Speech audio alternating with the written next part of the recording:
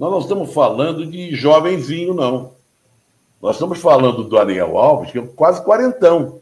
Verdade. Né? Nós estamos falando do Robinho, que também é quase quarentão. Bom dia, mas para falar de um assunto espinhoso e muito delicado, né? E que, infelizmente, a gente tem que insistir, não pode passar pano. Exatamente. Trajano, eu falei, Trajano, queria te levar lá para a gente conversar. A gente começou essa conversa aqui, até de alguma maneira, com Casagrande, sabe? O Casão esteve aqui e falou bastante disso. Mas isso é uma coisa que ainda me incomoda por demais. O que está acontecendo nessa coisa do Daniel Alves, Trajano?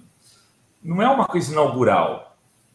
Ela é mais uma das muitas vezes em que jogadores de futebol dessa nova geração são pegos em violência contra mulheres. O que explica isso? É um fenômeno novo ou só agora isto está vindo à tona, né? Está sendo revelado e no mundo do futebol isso era uma prática constante? Bom, vem de longe, mas você sabe que lá longe, lá atrás, as notícias não circulavam com essa velocidade e intensidade que circulam hoje. Nós não tínhamos aí o celular, a internet, etc, etc. Hoje a coisa circula de um jeito bem mais rápido, né? Agora, não é só no futebol que isso acontece em vários esportes. Nós tivemos casos até de atletas da ginástica, por exemplo, né, que revelaram assédio sexual, crime sexual e tal. Agora, no futebol, para a gente fechar no futebol, e que nos toca mais de perto, porque atinge a presença de jogadores famosos, vídeo Robinho e agora o Daniel Alves, é uma prática exercida por esses jogadores, todo poderosos, jogadores de seleção brasileira, que ganharam muito dinheiro, popstars, né? Que acham que são capazes de tudo, que podem tudo, né? Passando por cima de tudo pela frente. O caso do Daniel Alves é um caso mais sério do que todos esses outros, porque eu estava lendo hoje, eu não sabia, lá na Catalunha há um controle dessa situação. Se estabeleceu uma lei, um serviço de proteção às vítimas, que é sempre bom te lembrar que a tendência em grande parte da população e dos torcedores que gostam desses ídolos, entre aspas, ficam acusando a vítima, né? Mas lá na Catalunha há uma proteção, houve um trabalho feito em cima das discotecas, casas noturnas, um treinamento, inclusive, com funcionários dessas casas noturnas, mostrando como eles devem agir nesses casos, como devem registrar esses casos, para que esses casos não se repitam, porque costumam acontecer muitas vezes. E aí que o Daniel Alves se deu muito mal. Que há comprovação, há vídeo, a testemunha do porteiro ao sujeito que trabalhava lá dentro da casa noturna. O Robinho foi condenado, mas se escafedeu. Está no Brasil, aí, em Santos, para cima e para baixo e tal. O Daniel Alves não.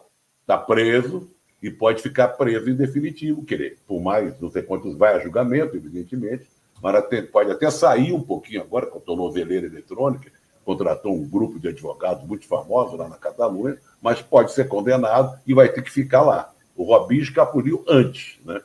Agora, se você botar na lista, você vai passar pelo Bruno, que foi goleiro do Flamengo, mas é um caso muito mais terrível, absurdo, que tem assassinato, teve esquartejamento da mulher, jogada o corpo para cachorro, que é um negócio inacreditável. E voltando mais atrás ainda, envolve até o técnico Cuca, quando era jogador do Grêmio. Ele mais um grupo de jogadores do Grêmio, numa excursão do time gaúcho à Europa. Ora, é um assunto sério, mas eu acho que um papel importante nosso é não deixar essa coisa cair no esquecimento. Nós temos que levar, principalmente o pessoal da imprensa esportiva, que é muito conivente com esse tipo de muita passada de pano, protege muito esses jogadores. Eu não. Casagrande, que você citou aí, também não. De alguma maneira, você acha que esse comportamento tem a ver com a forma com que esses atletas se tornam da noite para o dia grandes celebridades e passam a ganhar assim, milhões de reais, saem de salários às vezes pequenos para salários multimilionários e não tem nenhum tipo de trabalho realizado com eles na formação, na base, para que eles possam viver esse momento, Trajano? Também, mas você tem que ver o seguinte, nós não estamos falando de jovenzinho, não. Nós estamos falando do Daniel Alves, que é quase quarentão. Verdade. Né? Nós estamos falando do Robinho, que também quase quarentão. Que são jogadores que já saíram, evidentemente, de situação de família pobre, gramaram muito, fizeram muito sucesso no futebol, às custas do talento, né? Mas já o Daniel está em fim de carreira, é um ex-jogador em atividade, e o Robinho já tinha parado de jogar. Quer dizer, então, nós estamos falando de quarentões, não de jovenzinhos que ainda estão deslumbrados com o dinheiro que começaram a ganhar, com a fama repentina que surgiu. Não. Então, tem que ser analisado. A pergunta cabe, nós temos que analisar cada caso por sua vez. Não, você tem toda a razão. Agora, uma outra coisa que me intriga. O Tite chamou o Daniel Alves porque ele era um líder do elenco. Quer dizer, que liderança! É o líder, né? Quer dizer, o Tite, eu sempre tive um nível de respeito por ele. Ele tem posições mais... menos... Não cumprimentou o Bolsonaro quando ganhou a Copa América, tu deve se lembrar disso. Ele é um cara que tem uma posição... parece ser menos pior do que a de muitos técnicos, a despeito de ter ficado tanto tempo na CBF, que isso daí demonstra também que o cara consegue sambar o samba ali. Mas, ao mesmo tempo, levou esse Daniel Alves para ser líder do elenco. Não, sabe por quê? Toca muito bem tantã e pandeiro, então precisava mudar ritmo a seleção, né? Então ele levou um ritmista para tocar tantã, pandeiro e tal, na concentração. Mas ele usou uma frase que se aplica ao Daniel Alves aí. Quando ele convocou, e foi muito criticado, e teve uma coletiva lá no Catar, você convocou o Daniel Alves? Não, ele excede ao futebol. Realmente. Tinha razão o Tite. Ele excede ao futebol. Daí a prova. Olha o comportamento dele, né? E está calado. A imprensa tentou ouvi-lo, e ele disse que vai esperar o julgamento, esperar as provas mais fortes e tal, nada acrescentar no momento. Porque, de modo geral, o corporativismo impera, né? Do jogador, do goleiro ao ponta esquerda no futebol. Você não vê nenhum jogador se manifestando em relação a esse assunto.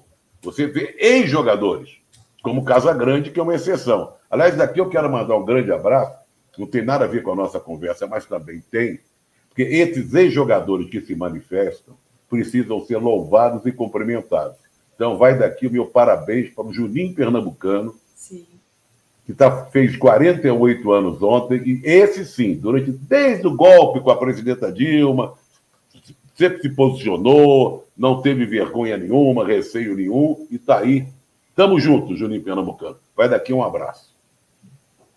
Pois é, né? Porque... Juninho precisa ser... É mais um, né, dos que fogem a essa regra aí que parece dominar todos os jogadores, né, de ter um posicionamento mais humano. Até a gente comentava na sexta-feira, até em relação a essa questão dos Yanomamis, né, é um silêncio em qualquer causa, né, não só em relação ao racismo do Vini Júnior, qualquer coisa eles não têm uma atitude, uma empatia, uma solidariedade. Muito pelo contrário. Impressionante. Você tem toda a razão quando você fala. Você não viu o problema do Neymar, que é o grande ídolo do futebol brasileiro, apesar de ter muita gente que não gosta. Ele não se manifesta em relação à tragédia dos Yanomamis, né? De jeito nenhum. O que aconteceu com o Vinícius Júnior, eu até acho que ele se manifestou, mas também está ali perto dele e tal. Mas ele prefere conviver com os parças, né? Festejar com os parças. Agora, eu quero citar um exemplo bom, para a gente não ficar só no ruim e não falar só do Juninho Pernambucano, que eu vi ontem e até cumprimentei, compartilhei no Instagram. O grande Igor Julião, que foi do Fluminense, que hoje está jogando no Vizela, que é um time da primeira divisão de Portugal, e que o time está lá em sexto, sétimo lugar, um time médio mas da Liga Portuguesa, e ele sempre também se manifestou, eu sei que gosta de ler, de estudar, também sempre posicionou, e é diferente porque ele está em ação ainda, ele está jogando, diferente do Casagrande, do Juninho Pernambucano, que são ex-atletas, né? Acabou o jogo do Vizela agora, essa semana, não me lembro contra quem, ele fez até um gol, o primeiro gol que ele faz, um gol de cabeça, até muito bonito. Ele foi entrevistado porque ele foi um personagem do jogo, pela TV portuguesa. O que ele fez? Ele disse, eu quero me manifestar aqui em favor dos professores portugueses que estão numa luta muito grande contra o governo para conseguir melhoria de salário, melhores condições e tal. Eu visitei, junto com o elenco aqui do time, 11 escolas da região e sou solidário à luta dos professores portugueses. Olha que atitude. É raro isso acontecer no futebol. Geralmente, sempre quando vai dar entrevista depois do jogo, bom, quero agradecer a Deus, qualquer coisa.